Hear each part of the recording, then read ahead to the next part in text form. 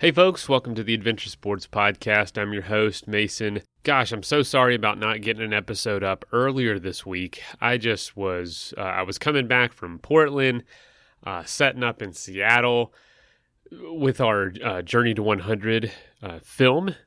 If you don't know about that, I work at Athletic Brewing, non-alcoholic craft brewery. We made a documentary about an alumni of Adventure Sports Podcast, Jason Hardrath, who was the first person to get to 100 fastest known times, which is doing a route faster than anybody. And he did it in a really unique way. So we made a film about it, and we've been taking it on tour. But holy crap, it's been a lot of work and a lot of time away. So I flew in late on Monday and just did not have the energy to finish the episode for Monday. So or for Tuesday. So I'm gonna release it next week. And just decided to skip Monday. I'm sorry, y'all. But we have an awesome episode today. And if you are in the Seattle area, we are going to be showing the last stop of the film tour in Seattle this Saturday, May 7th. I'm actually unfortunately not going to make it, but I've already heard from some Adventure Sports Podcast listeners that they're going to make it out. And also I wanted to give a shout out to Sean, who introduced himself after the Portland showing this past weekend. He's like, hey man, been a big fan of the show for a while. He had his partner there with him, and yeah, it was awesome. So great. It's been great meeting some of y'all at some of these stops. I met some people in Denver, Portland, of course, and then unfortunately not in Seattle, but there have been some folks that said they'll be there, and that show is going to be big. We're almost sold out, actually. So if you want to get a ticket, link is in the show notes. They're selling out fast, and it's going to be a pretty cool night of free. You're going to get your picture taken, like old times, and you're going to get free Athletic Brewing beer, non-alcoholic craft beer. You're going to hear some really cool stories from Jason and Corin Malcolm, who's going to be the host, and you are going to be in a really cool place. The Mountaineers are awesome. They have a book publishing company and have sent us tons of guests over the years. They are the folks that kind of facilitate a lot of the mountaineering trips and guide services, and just facilitate like the importance of taking care of the wilderness in the Pacific Northwest. They just do such an incredible job. So it's pretty cool, full circle, to have the event there.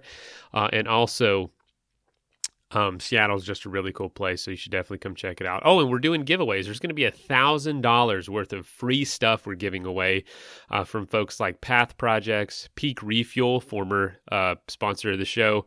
They make backpacking food. Path Projects, by the way, makes really cool gear, really useful adventure gear. I love their Pyrenees long sleeve shirt with a hood. I do a lot of paddleboarding. It's great for sun. It's great for warm weather and cool weather. I love it. And also they've got great hats and shorts that I love. Gnarly Nutrition's going to be there. They're going to be giving away some stuff. And also Athletic Brewing, of course, that'll be free for everybody. And then who else? XPED. If you've ever heard of XPED, they do a lot of backpacking and camping gear. We're giving away backpacks and sleeping pads and camp shoes and all kinds of stuff. So please make it out. Should be a lot of fun. And yeah, without further ado, let's hear from Liam Kirkham, a veteran of the show. This is a throwback to when Curt was hosting the show. Paddling the Grand Canyon. I mean, is that not a bucket list item for everyone? Adventure or non? So let's hear what it was like for Liam. It's a pretty wild story. Let's jump in.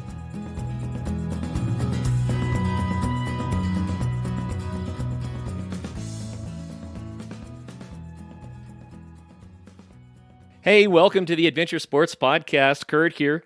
I have Liam Kirkham on the line, and I'm excited about this interview. Let me tell you why. We have not done a whole lot of Whitewater interviews on the show yet. We've done several, but it's been a while, and Liam is here to talk kayaking, but not just any kayaking. Liam actually kayaked solo the Grand Canyon in the wintertime. That's pretty crazy. So Liam grew up in the northern part of England, and he lives in England, and he is a kayaking instructor. He also is a kayaking guide in Ecuador during the Northern Hemisphere's winter months. And so he is the kayaking expert who's going to lead us through what whitewater kayaking is all about. I'm excited. Liam, welcome to the program. Yeah, thanks very much for having me. Yeah. Yeah, man, it's going to be awesome. I think this is going to be a fun topic. Like I said, it's been a while since we talked kayaking or whitewater on the shows, so especially kayaking. We've done several river trips and whitewater, like more whitewater rafting type shows, Okay, yeah. but it's been a while since we did kayaking. So, let's start just by talking about the sport itself a little bit, if you don't mind. Um, why did you start kayaking? What does it do for you? Um, so I think I started kayaking because I was pretty bad at everything else. So when I first got into sort of outdoor stuff, I started climbing. And if you're sort of bad at climbing, you don't get to the top. So that I found that quite frustrating. But on my first river trip, I got to the bottom. I swam 20 times and I was freezing, but I completed it, so I was happy. And I thought, well, I can stick with this. I'm kind of resilient. I can stick with this, and so that hooked me. That I could be okay and finish it. I like the journey. And then I remember for ages, I think maybe the first year or first 2 years, I'm not sure I did like it. Like I kind of liked it in hindsight. In the moment, I was a little bit scared or cold. But then either the day after or even in the car on the way back, I'd be buzzing, and I thought I kind of enjoyed it in hindsight for the first 2 years. So I just stuck with it. Yeah. So where did you learn to kayak? So when I was 16, I went to college and I did like an outdoor education program, and sort of 2 or 3 days a week of that would be practical. So they'd take us kayaking, climbing, caving. So they took us to sort of Lake District in northwest England, and we'd go out kayaking 2 or 3 days a week, then climbing 2 to 3 days a week. And like I said, that one just grabbed me. I sort of stuck with that one. Straight away, I sort of knew that was the one I preferred. I really enjoyed it. Wow. So, I'm going to let you know my ignorance right here. When I think of England, I don't think of whitewater.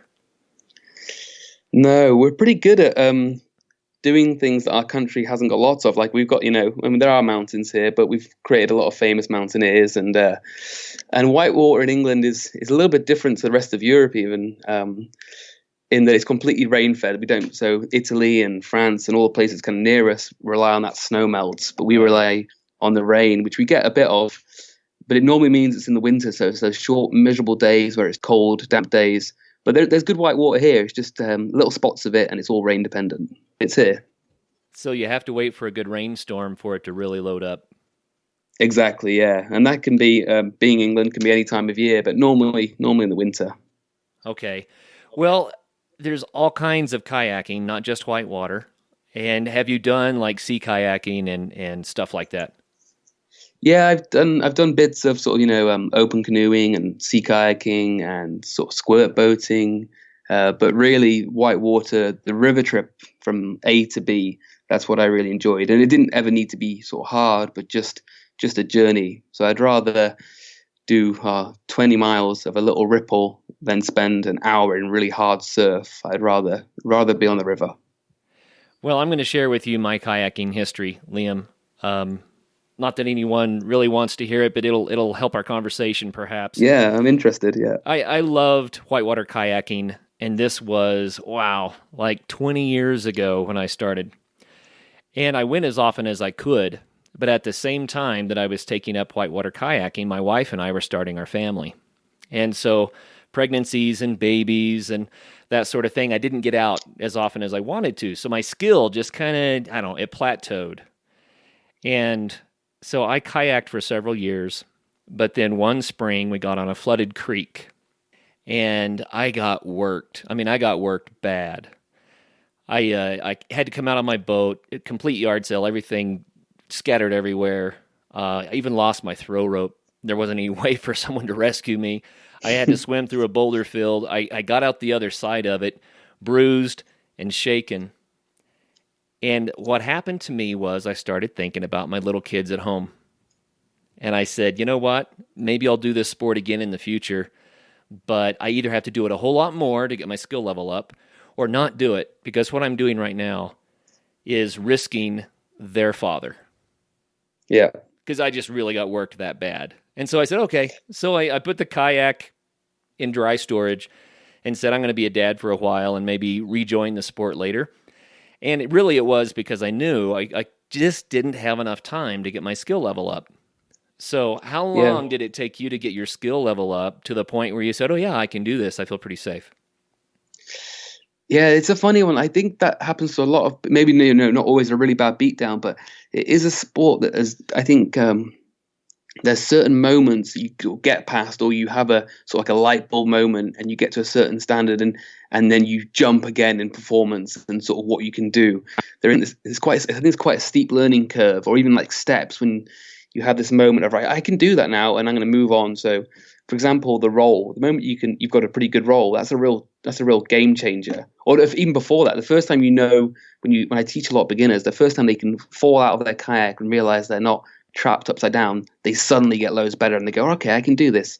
And then they have their roll, and then they're like, okay, I can do this again, and they feel even more confident.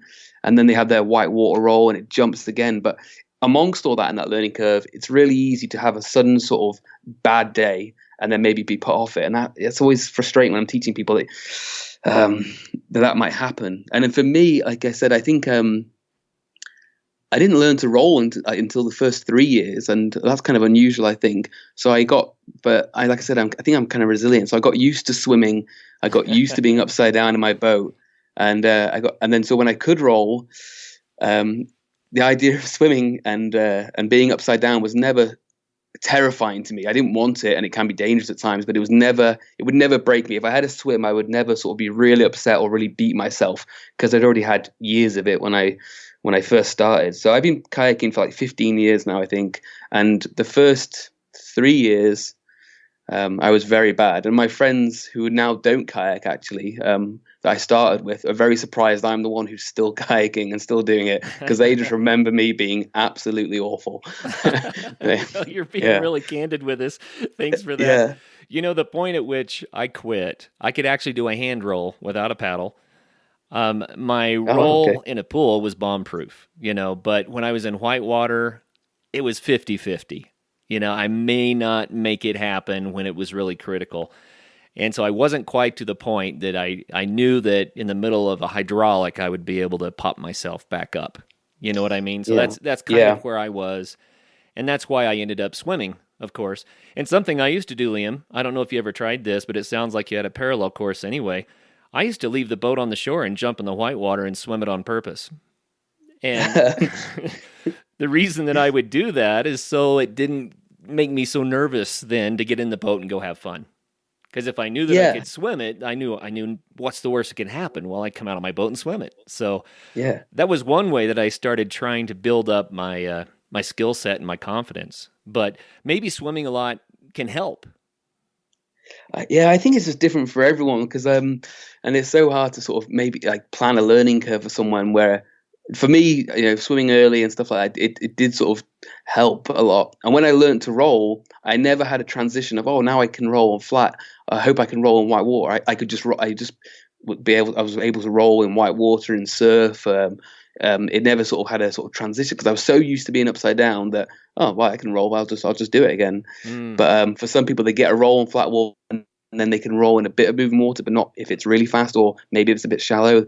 So and then I think it's, with all these things, there's a bit of a head game, and so it's a difficult one to get it right. And swimming some rapids, I think, will be fine, but sometimes you definitely don't want to be swimming the rapids just to make sure it's okay.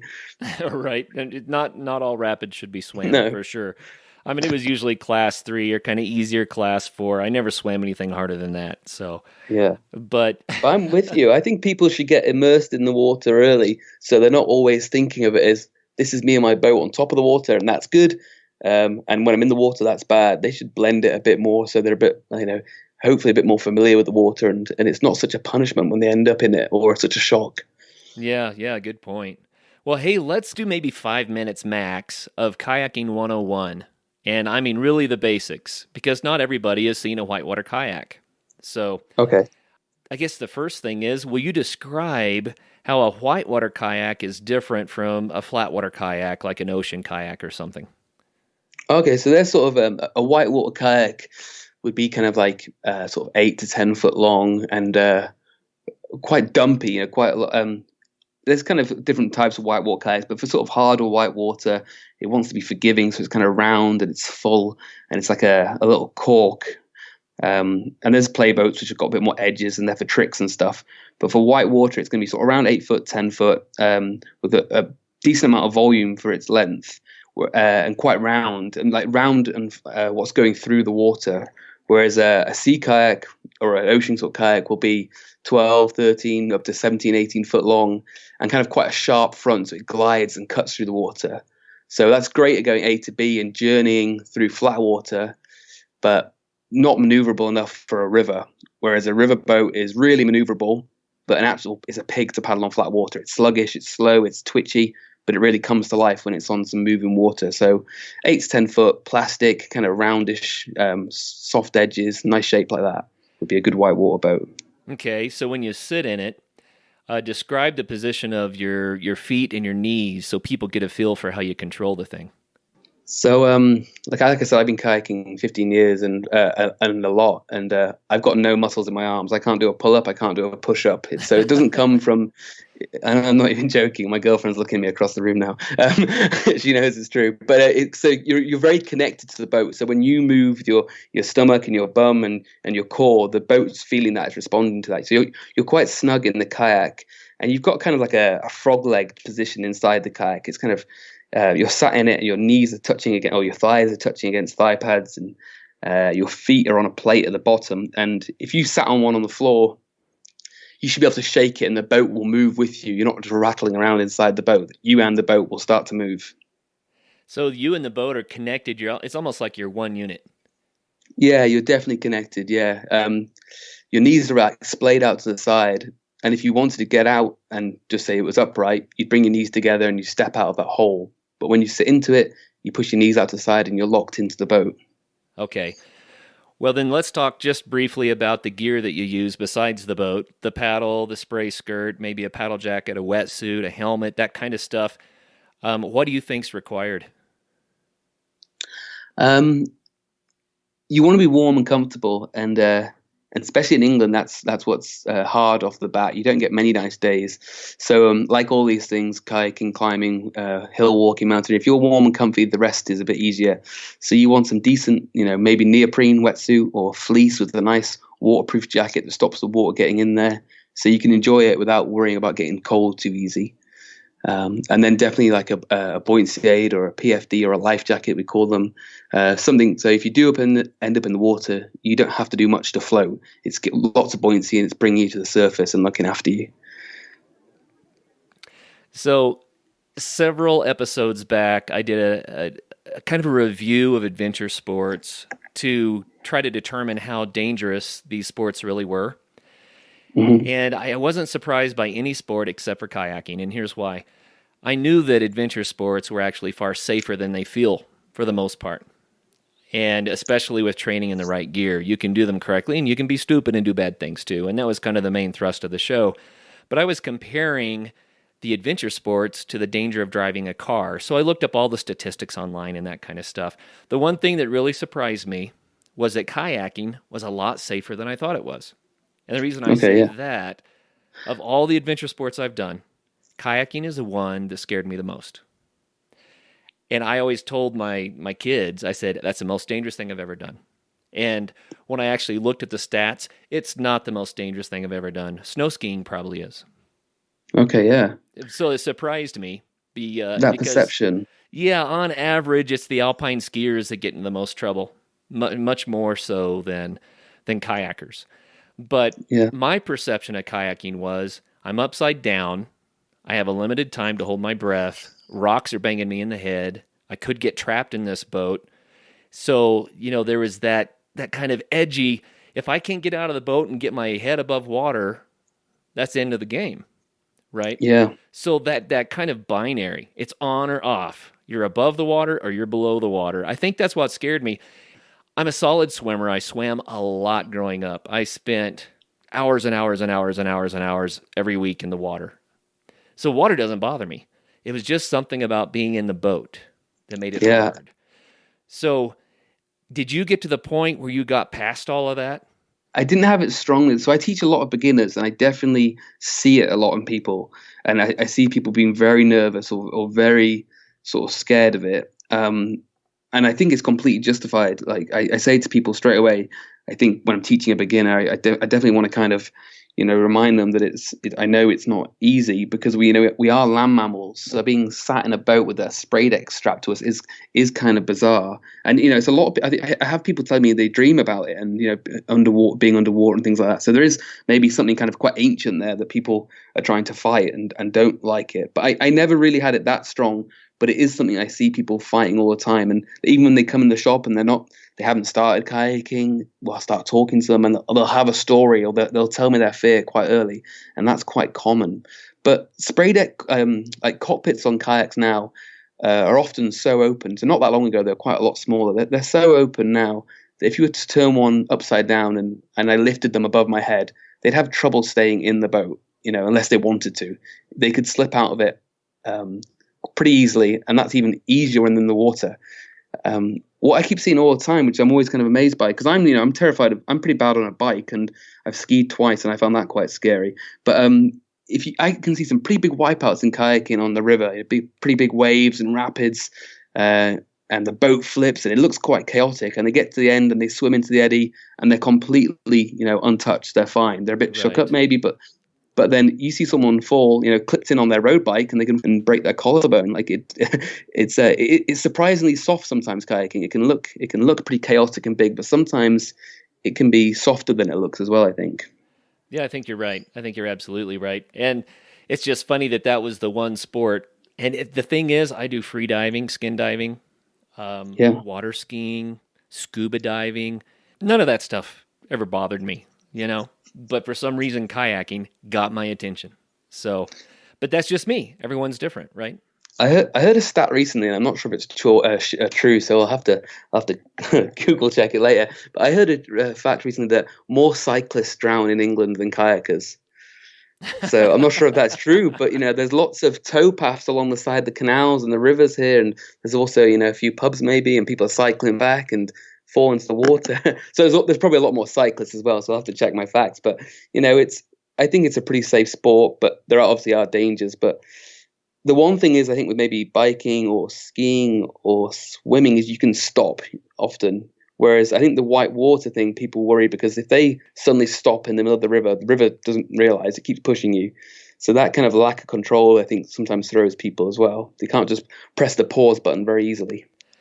Well, I think that you're right about that. And I have to say, now that I've talked about how challenging kayaking has been for me, it's also probably my top 2 or 3 favorite sports I've ever done. It is so much fun. Our deal was that we used to like the idea that we could ski the snow, and then in the spring we could kayak the snow once it melted, and we had a year-round sport. And sometimes we'd kind of cross the seasons, and we'd find a mountain.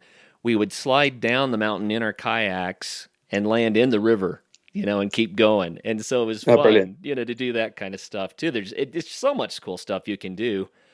Yeah, with kayaking, I think there's a massive spectrum. There's like you said, there's like you can have a pretty gentle day on a really calm day on the ocean, or you can have some pretty hard white water, or you can have a gentle bit of white water on a nice deep stream. There is a huge spectrum of super easy, friendly, relaxing stuff to pretty scary stuff, I think. So big spectrum to choose from or aim for. Let's take a quick message break and hear from the folks that help make this show possible. Hey folks, I want to give a shout out to our newest sponsor, The Bourbon Pursuit. It's a podcast all about bourbon, the craft of bourbon. And you might be thinking, I'm a fan of bourbon, I like bourbon, but I don't love bourbon. Well, this show's probably going to change that. What I've learned is that even things I don't feel like I'm interested in, if someone can explain it to me why it's an interesting or what the craft behind it is, I find myself getting more and more interested in it. And I could absolutely see bourbon being one of those things. As you know, I work for a non-alcoholic brewery, but I still enjoy a good alcoholic drink. Not much. I'm a busy guy, so I can't drink too much, but I do enjoy a good bourbon. When we got married, my wife and I got some bourbon as a gift, and I just had never considered it till then, and I was really surprised by how much I enjoyed it. But since, it's kind of just fallen off. Life's gotten busy. But I am excited to learn more through the Bourbon Pursuit podcast.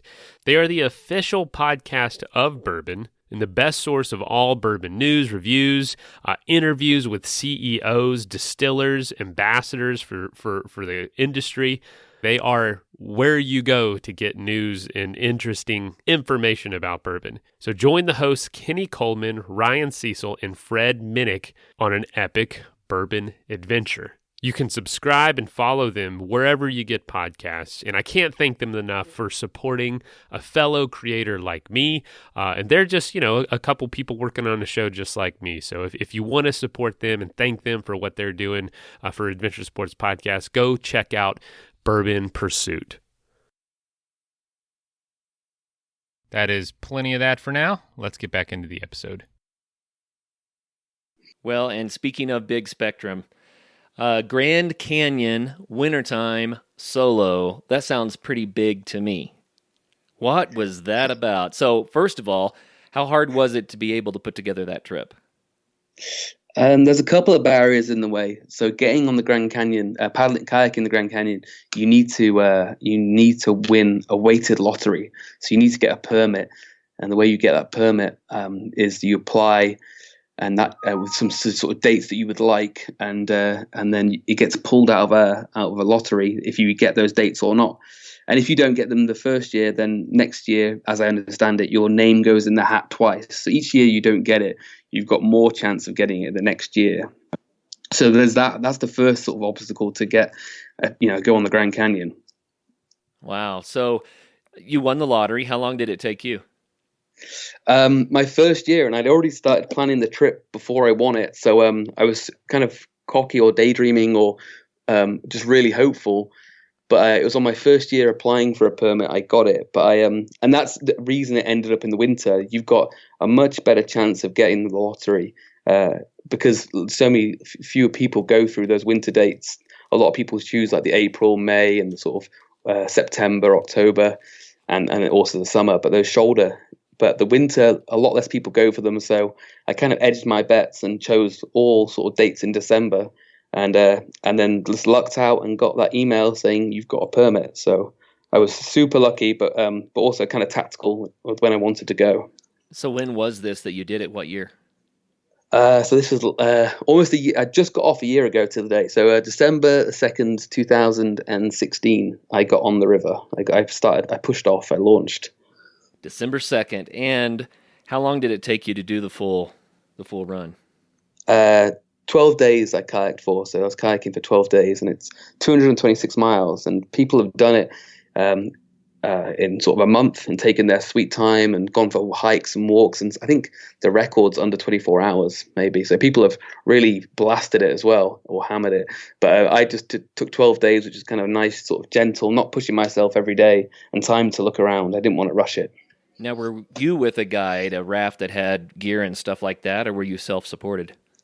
I was self-supported, so it was me and my kayak loaded with everything I needed and some things I didn't need. But the national park ask you or check when you get on that you've got certain stuff. They've got certain stuff that you have to take. So a ranger checks you in and goes through your kit, and there's certain things that I wouldn't have brought, but you've got to get that checklist and got to get through it. So it was me, my kayak, and all the things I needed, and some of the things I didn't need. Okay, so did you have to use a different style of kayak just to carry all the gear? I mean, 12 days, that's a lot of food. Yeah, it's kind of an unusual kayak. It's a what they call a crossover kayak, I guess. It's a hybrid. It's not as long as a sea kayak, and but it's not as it's a lot longer than a whitewater boat. So it was like 12 foot, and it was like a whitewater shape, but stretched out. If you can imagine, kind of scaled and dragged out. So it was a lot longer than a normal whitewater boat, but kind of with a familiar shape. And then it had one hatch in the back, which allowed me to get some kit in the back. A sea kayak would often have a few hatches. So this was like a stretched out whitewater boat with a hatch. So it's kind of a different boat, but it felt familiar-ish. Ish. Yeah. Well, it could not have turned as easily and been as sporty as what you were accustomed to, especially with weight in it. Did you feel like that was holding you back, or was it okay? No, absolutely. It was a strange thing. So I bought I knew the kayak I was going to borrow out in the States. So I flew out there and I rented this kayak, and I knew which one I was renting. So I bought it over here in the UK and was playing around with it and got used to it. But I never really fully loaded it. And then the first time I fully loaded it and paddled it was on the Grand Canyon. And I pushed it off, and it was super heavy. Like, I don't know how much it weighed, but I couldn't lift the thing for sure. So I'd have to drag it onto beaches. But so I pushed off, and the ranger sort of watched me push off, and he was kind of judging me because I was on my own, I think. And then I went to do a roll to make sure it would roll, and I just thought this is going to be incredibly embarrassing. As I've come all the way from England, spoke to this ranger, gone through the checklist, and then just swam straight in front of him. I'm pretty sure he would have been in his right to drag me off the river, but the boat rolled fine. It was just super heavy. And then the first few hours, it's kind of flat water, and I definitely felt it straight away that this boat is hard work. And it was just slow. On the first rapid, I noticed it took a lot more effort than I thought it would to get across the flow. And so I had to sort of just judge it and put this extra sort of power in and take things a lot earlier than I would have normally done. So looking at the rapid a long way before and start making my moves a lot earlier to help get the boat where it needed to be. Well, let's go through the classes of Whitewater real fast so we can talk specifically about what the Grand Canyon was like for you at that time of the year. So a class 1 means there's a current, essentially. It's pretty much just frog water, right?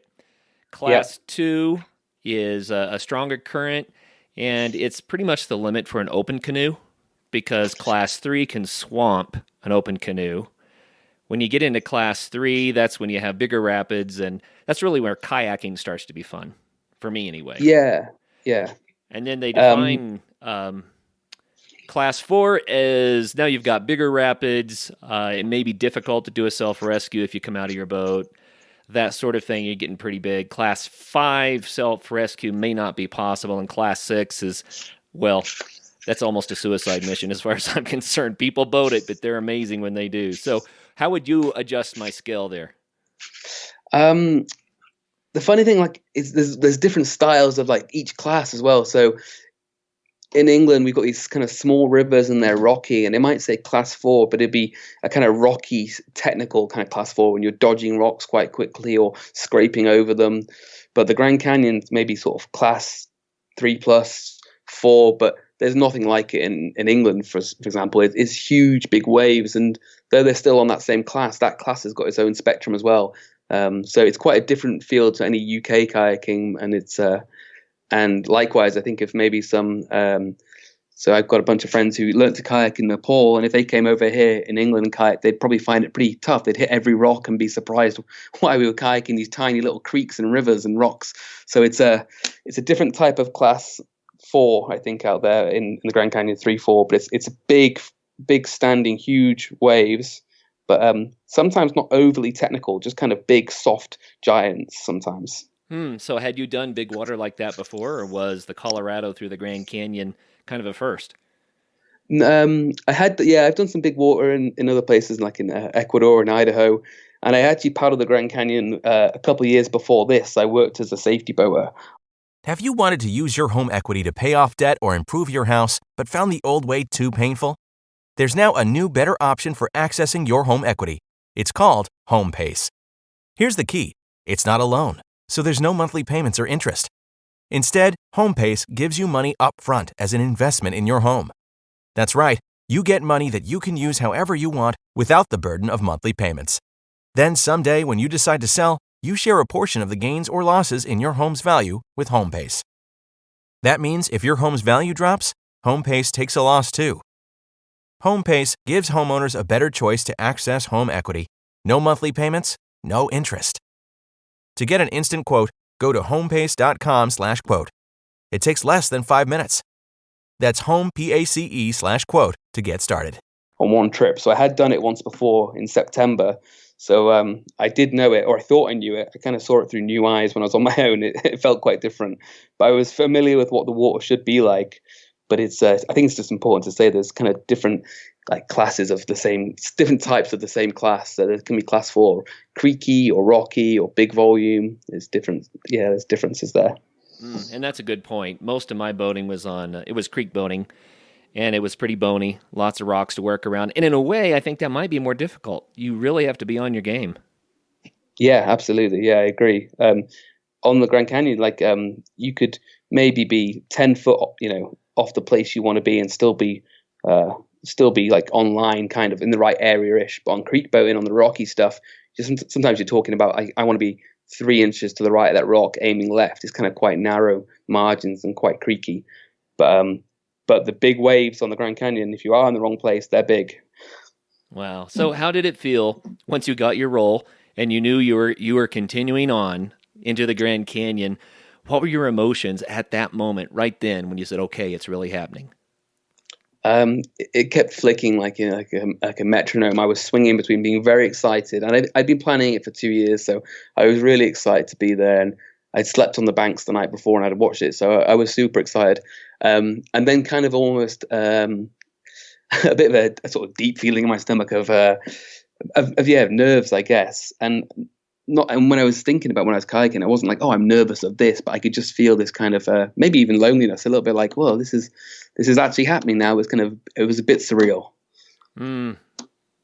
So I'm not someone who likes to do adventure sports alone very much. Travis, my co-host, he's just the opposite. He loves that alone time. And there's everybody, the full spectrum between us. Where would you place yourself? I hadn't done much alone stuff before, but I definitely want to do more now. So I think I do like it. But the reason it came to me being alone was I can be pretty disorganized sometimes, and maybe sort of avoid some responsibilities. So I wanted the whole trip to be on my shoulders. So it wasn't just like the kayaking; it was getting the whole trip together, figuring out all the logistics, all the kit.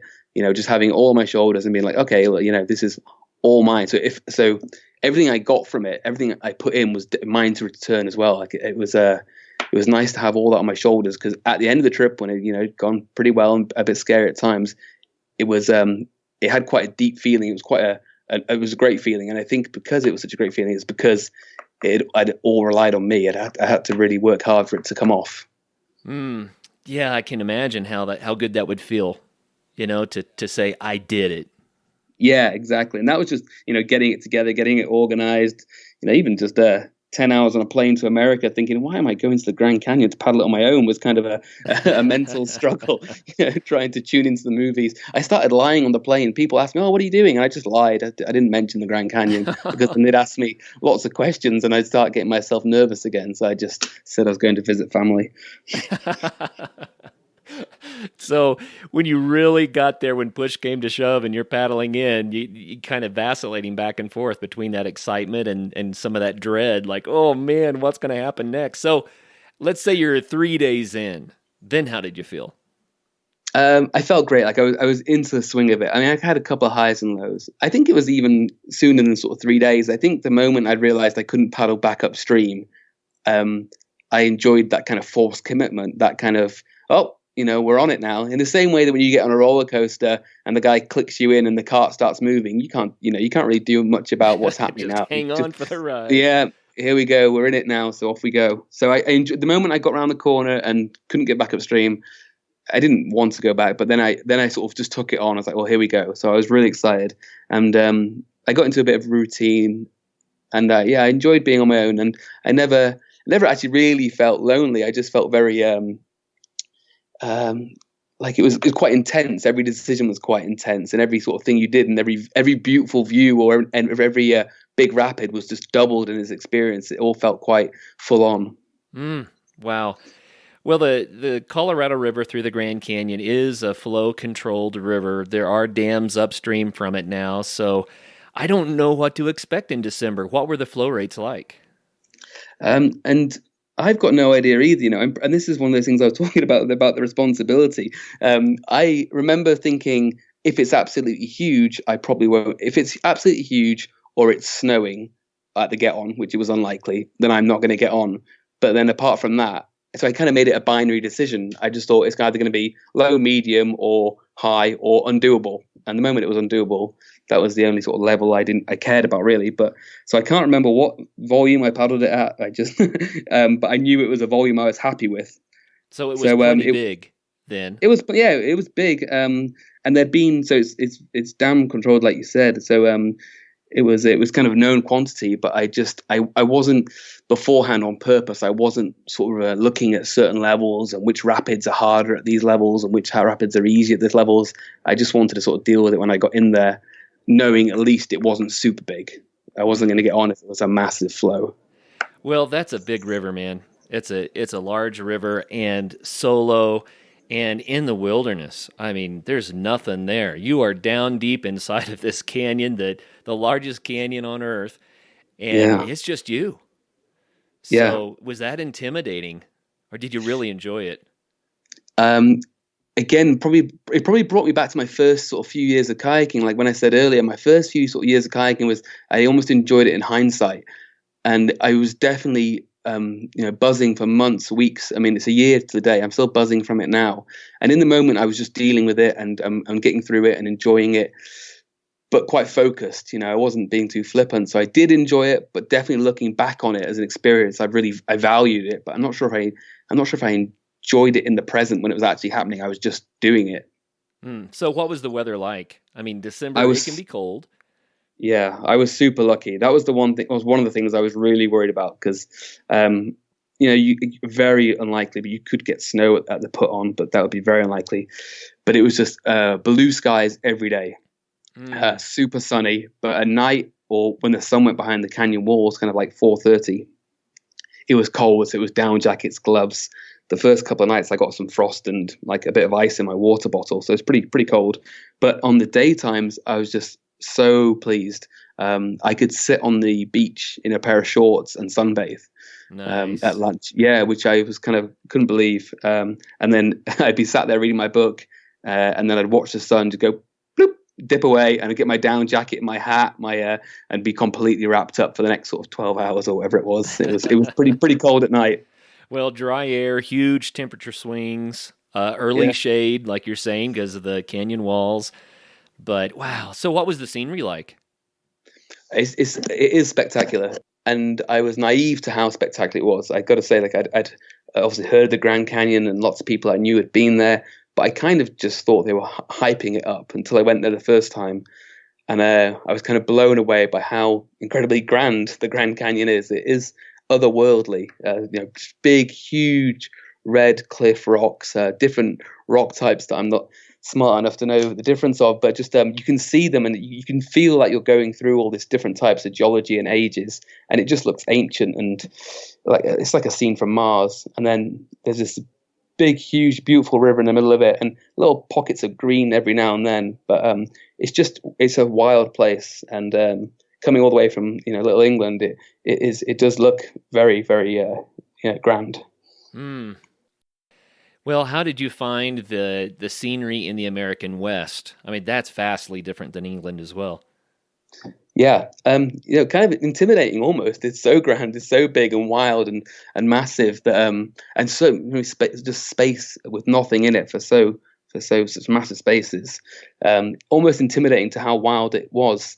But then when I was on the river, I wasn't thinking about how wild it was. I was just thinking this corridor is kind of mine, and this is the only bit I've got to sort of worry and think about. The Grand Canyon, the river of the Colorado is the only bit I've got to worry about.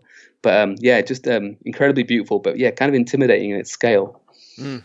Well, how about some stories about the trip? We kind of got all the parameters and the descriptions, but tell us about a really good day on this trip so that we can kind of get a feel for what it's like. So despite sort of being down there, going on my own, I did bump into a couple of groups down there.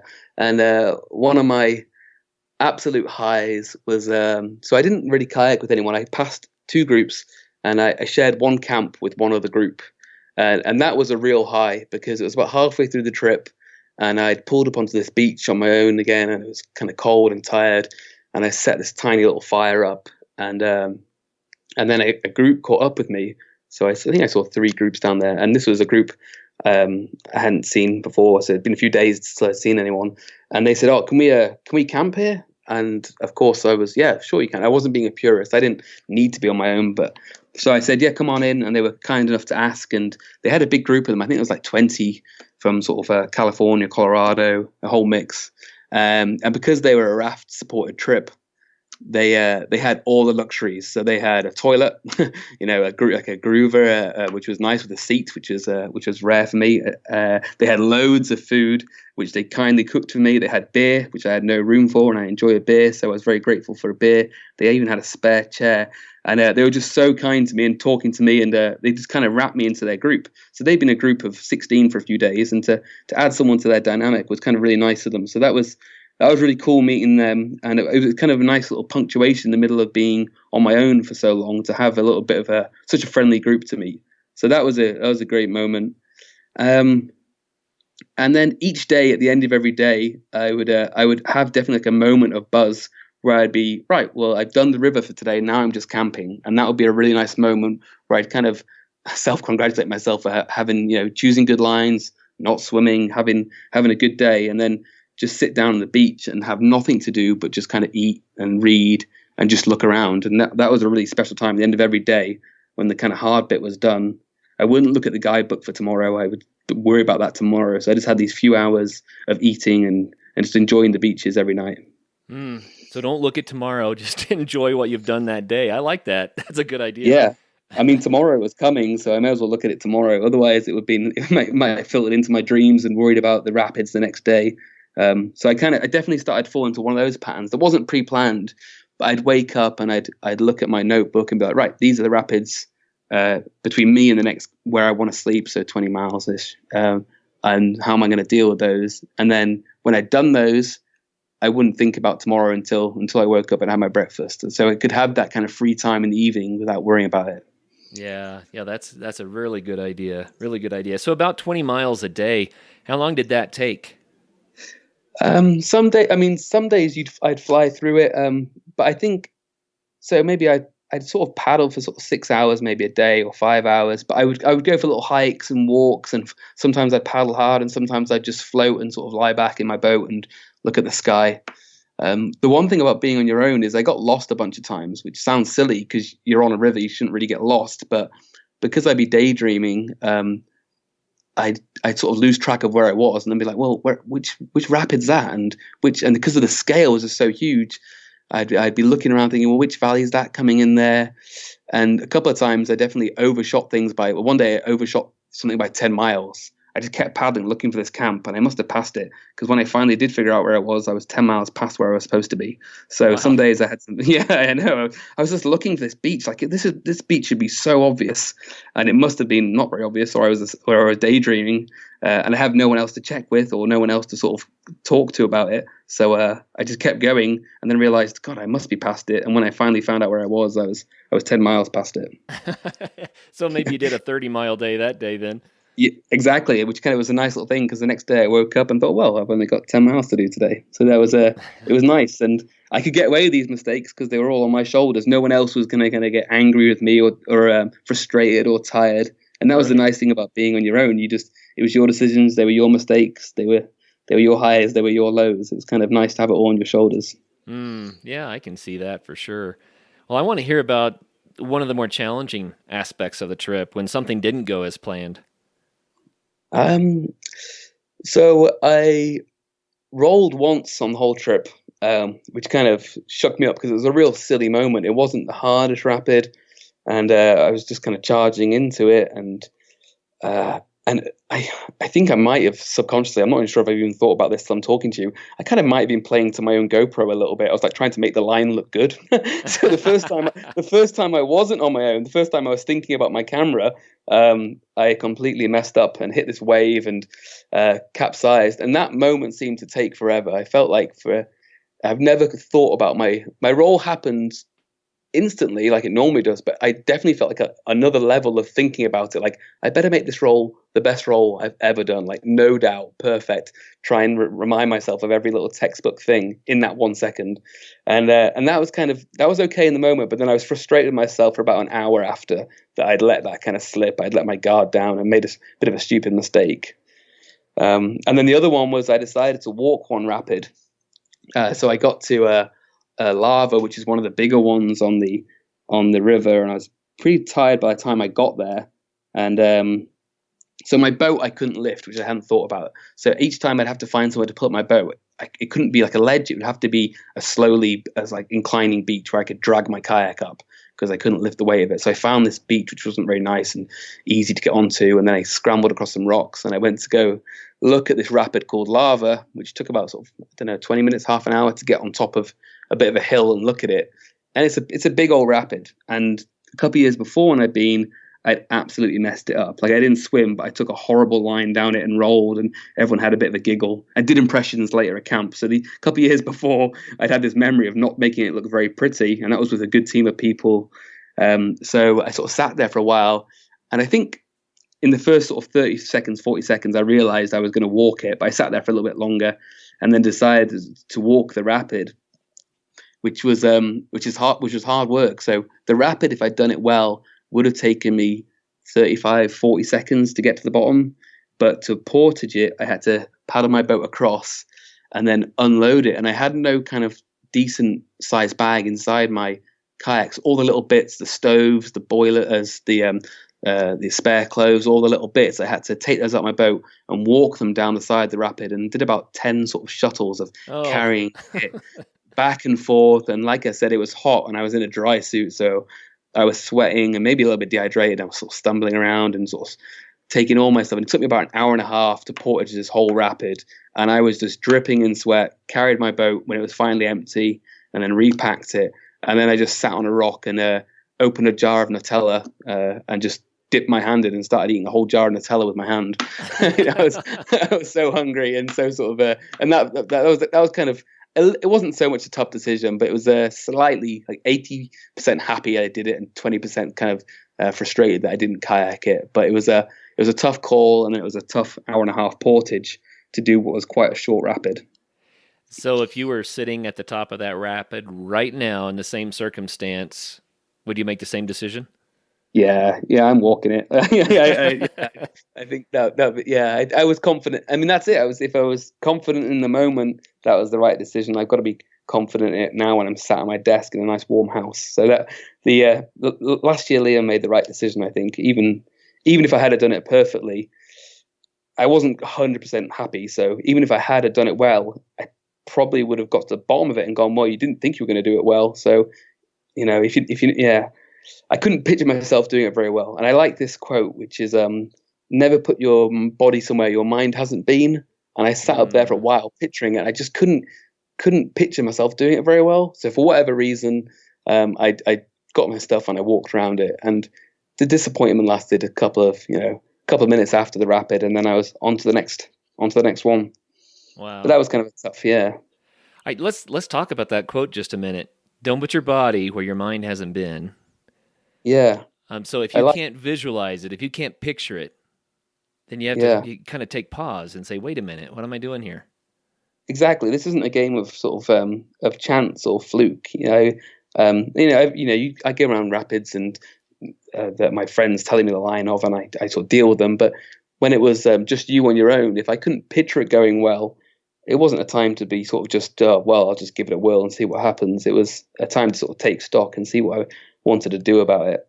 And I think the first video that played in my head, so I got to the top of the rapid, and the first kind of imaginary line was me screwing it up. So I thought, well, that's kind of a hard memory to overwrite. So I just chose not to. But I do think about that in kayaking quite a lot. And when I'm guiding or teaching, and people say, I think I can make it, and I'll probably I'll be okay. I just kind of think at a certain level, you've got to start thinking a bit more positively and being confident in your lines and your decisions. So I tried to practice what I preach and decided to walk it. That is so true. And the opposite is also true. I remember when I was kind of a novice downhill skier, and I was on a pretty extreme double black, and it was beating me up. And I was sitting on the snow just trying to gather my thoughts, and a man skied up to me, and he said, if you can think it, you can do it. And then he skied off. Yeah.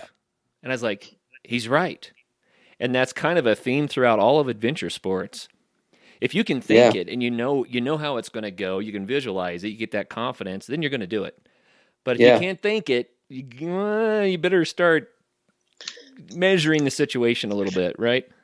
Yeah, absolutely. It's that's so true. And there's another one. It's like you've got to to be good, you've got to be relaxed, but you can't relax until you're good. And that's another difficult paradox that always turns up in these outdoor sports. Like, you can't just say to someone, oh, relax. You know, you've actually got to be relaxed. You can't just say the words, I'm relaxed, and then that play a part in it. You've got to sort of feel relaxed and feel that you can do it, not just say the lines. You've got to believe the lines. Yeah, and I find that for me with rock climbing above all else, if I can't relax, I might as well go home. Yeah, yeah. You know, if I have the right mental state, I'm going to have a blast. But if I'm in one of those mental states where I can't ease into it, I mean, you're always excited, you know, but if I can't just feel that, well, just being in the groove, if I can't get there, then it's like, well, another day will be better then, you know? Yeah. And that's what I felt like. I was at the top of that rapid and I thought, well, this is a holiday after all, or it's, you know, I've got nothing to prove and I've got no reason to do it, and I definitely just don't feel that groove right now. So that's the thing that's telling me. So I let that conversation sort of win that time. Yeah, you know, and I applaud you for that. One of my sayings that my kids hear over and over and over again from me is, "Be safe first and have fun second, and have a blast." Yeah, but make sure that have you a come blast. back I love to do that. it another day. You know what I mean? Yeah. Be safe first, because that's what matters. We got to make sure that we do these things in a way that allows us to enjoy them for years and years to come. Yeah, So, absolutely. Yeah, good call. I think, you know, if that's the way that you felt about that rapid, then you definitely did the right thing. Yeah, and I think from beginner level to, you know, being okay in a kayak or pretty good, then that's a pretty important lesson. So I tried to apply it even in that moment of, you know, I planned it for 2 years. I really wanted to do it. I was on my own. This is the whole point of the trip. It wasn't that. So it was I had to definitely apply that lesson consciously. So you had seen the rapid. You said it was lava, right? Yeah, that's right. Yeah. You had seen it 2 years prior. It was probably the crux of the trip that haunted you for 2 years as you're thinking about this. Yeah. You think that made it bigger than life? I just remember my friends laughing about how bad my line was 2 years before, and they were completely right to laugh. I really did a bad job of it the first time I did it, so I just kind of had that hanging over me. So it was it was an old friend popping up when I saw that rapid. I kind of immediately had that feeling of, oh, yeah, this is how I thought I'd feel. So on day 12, you finally get to the end, and it's time to take the gear out for the last time. How did you feel about that? Wasn't happy. If I could have teleported back to the top, I would have pressed the button. I would have carried on going. It was sad for it to come to an end. Yeah, I was looking forward to a beer and some different food, but otherwise I would have liked to carry on going. Yeah. Well, do you think that had you kept going, it would have gotten easier and easier for you emotionally and mentally to say, yeah, I've got this?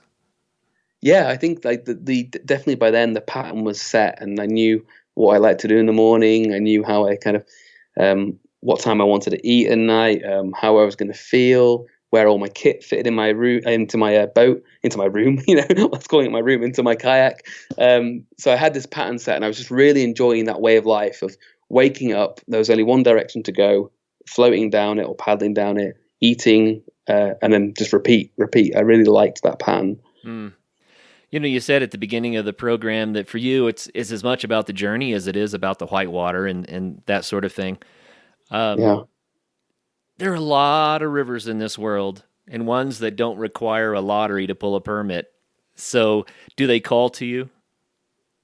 Yeah, and I don't know what it is, but there was when I was sort of thinking about what I wanted to do, the Grand Canyon kind of floated to the top of my mind and then stayed there, and I couldn't really shake it. So I couldn't get it out of my head. So even if I hadn't got that permit that year, I would have kept on trying for it to do it, because it kind of got lodged in something that I wanted to do.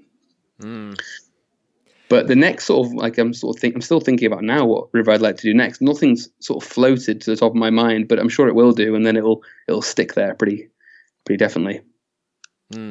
Well, what about Ecuador? So you are a guide leading kayaking trips in Ecuador. Amazing. We could do a whole show on that, and we've already burned through a whole show on the Grand Canyon. So just give us the highlights. What is it like?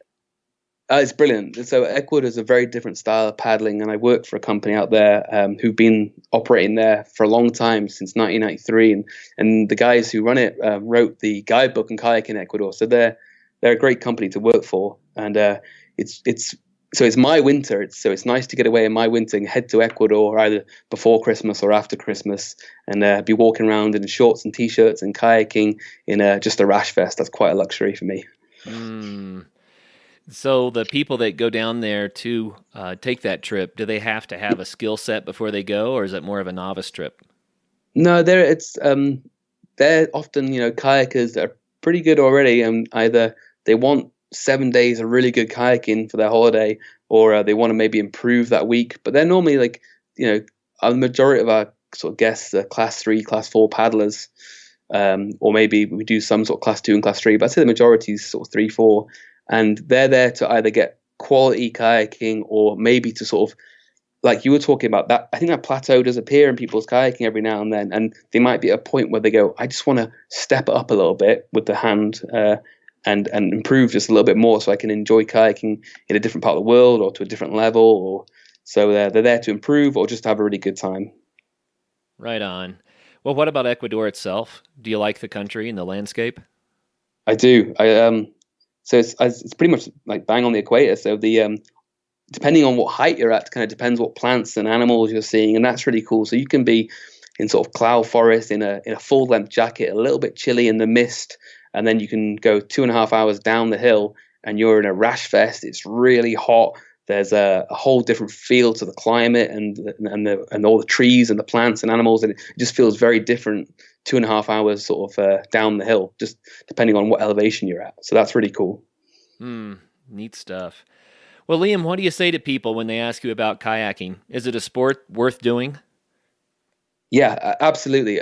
Like I said, I'm a one-trick pony. It's the only thing I'm sort of half okay at, and I think it's an incredible way to travel and to see the planet. I don't think, you don't have to kayak it, but to see the Grand Canyon in its glory, I'm pretty sure you've got to see it from the river, whether it's a raft or a kayak. But I think traveling by river is a beautiful way to travel, and I think going to other countries to experience their rivers, and it goes through villages, it goes through mountains, just traveling by the river in a kayak or a raft or a canoe is something that people should look into if it appeals to them. I agree completely. When you're on a river, man, it changes everything. I love the rhythm of the river too. Like you talked about, you kind of got into, I know how long I'm going to be in the boat. I know how I'm going to camp. I know where my stuff goes, and life kind of simplifies down to the basics, and it's just refreshing, isn't it? Yeah, absolutely. Yeah, I agree. And even if it's your local walkway that maybe you've walked up 100 times, if you get in a canoe or kayak, you'll get on it, you'll see it from a different viewpoint, and you'll see different things, you'll see different animals. It's very quiet. It can be a pretty nice way to travel and see the world. Yeah, absolutely. And one of my favorite things, and I've said this on the show before, but when you're in a boat and you drift by the animals, they're not alarmed. They're used to humans walking, so when you come in a boat and kind of drift by, you can go right by them, and they just kind of look at you like, hey, that's interesting. What is that? Yeah. It's a beautiful way to encounter the wildlife. Yeah, I've always found that strange. They seem to not see you as the same kind of threat as they would if you were on the side or walking around. So I've had otters pretty close to my kayak and stuff, and so it's not just the whitewater, it's the landscapes, it's the people, and definitely I love seeing the wildlife out there. Very, very cool. Well, Liam, it's been awesome to hear about your experience kayaking, and especially kayaking the Grand Canyon solo in winter. Man, it sounds like such a cool trip. I would like to get my skill set up enough to actually do that one, because that just seems like the granddaddy to me. Like you said, it kind of got stuck in your head, and it's like, whoa, that's the one I've got to do. I think that would be such an amazing thing. Congratulations that you won the lottery and that you got to do it and had the experience. I guess in parting, one last question. I believe that big adventures like this, we set a big goal, we work toward it, we do all the planning, the logistics, everything else. We build a skill set, we gain the confidence, and then we do it. It changes us somehow. Yeah. So how would you say that this experience changed Liam? I definitely feel a lot more sort of can do, and in a literal sense, not in a sort of happy, chirpy, can do kind of way. I feel like a lot more things are possible than maybe I realized. And even if they don't seem possible to start, you just start working towards it. Like I wasn't sure how I was going to get all my kit in my boat, or if there was a boat I could even rent out there. But once I started putting it in progress, it all started working out. Once it looked like a big mission, but once I started breaking it down and started it, it all kind of unfolded and happened. And I've sort of applied that to a lot of other things now. Just starting it, even if I don't know how it's going to end up or work out, and just starting it. Don't just think about it. How can people get more information? Is there a way that they can see pictures or videos or something about your trip? Yeah, like I had a Facebook page when I was starting it about all the planning, and that was called Project 30, which you can find. And it's got some photos, and there's a link to the video I made about the trip in there. And the reason it was called Project 30 is because when it was all a pipe dream and I was thinking about it, it was coming up to my 30th birthday, and I thought I want to do something for my 30th. So I just kind of dubbed it Project 30, but it turned into a Grand Canyon solo trip. But if you look for that, you'll find videos and photos, and you can ask me about how to plan this trip or what kit that you need and stuff like that on there. On Facebook, Project 30. Yeah, Project 30 on Facebook, yeah. Okay. And the Ecuador thing is I work for a company called Small World Adventures, and if you're interested in kayaking in Ecuador, check out Small World Adventures. And like I said, they've been there since 1993. So when I was a nipper, starting kayaking out there, and they wrote the guidebook. And if you want 7 days good kayaking out there, they're the people to get in touch with. Very cool. Well, we can put links to that stuff on our website. So listeners, if you want to get more information, then just go to adventuresportspodcast.com, and we'll have some links for this stuff. Thank you so much for coming on the show and sharing it with us, man. I really enjoyed hearing about it. What a cool trip. Thanks so much. You bet. And for all of our listeners out there, hey, whitewater kayaking, it may be creek boating, maybe you just like going down a gentle river. Maybe it's the Grand Canyon in the wintertime. But whatever it is, there's another adventure sport. It's delightful. It's just an awesome sport. So until the next show, make sure that you do get out there and have some fun. First of all, thank you so much for listening. It means the world to us that you choose to listen to the show. If you'd like to help us further, you can leave a review on iTunes, share us with your friends, your family. It goes a long way to grow in the show. You can also support us financially through patreon.com/adventuresportspodcast. Link is in the show notes. And also, if you have an idea of who could be a good guest for the show, we're always looking for people to tell their story about the outdoors or adventure. So if you know someone, please reach out. Email us at info@adventuresportspodcast.com. And until then, get out there and have some fun.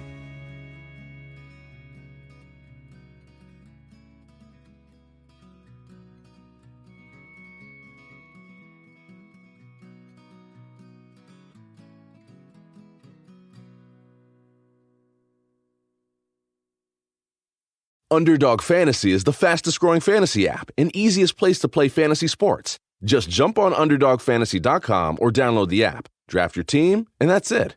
And if drafts aren't your thing, they also have a pick'em game where you can win 20 times your money in a single night. Use promo code RADIO, and Underdog will double your first deposit when you sign up with up to $100 in bonus cash. Deposit $100, get $100 free. That's promo code RADIO. Terms and conditions apply.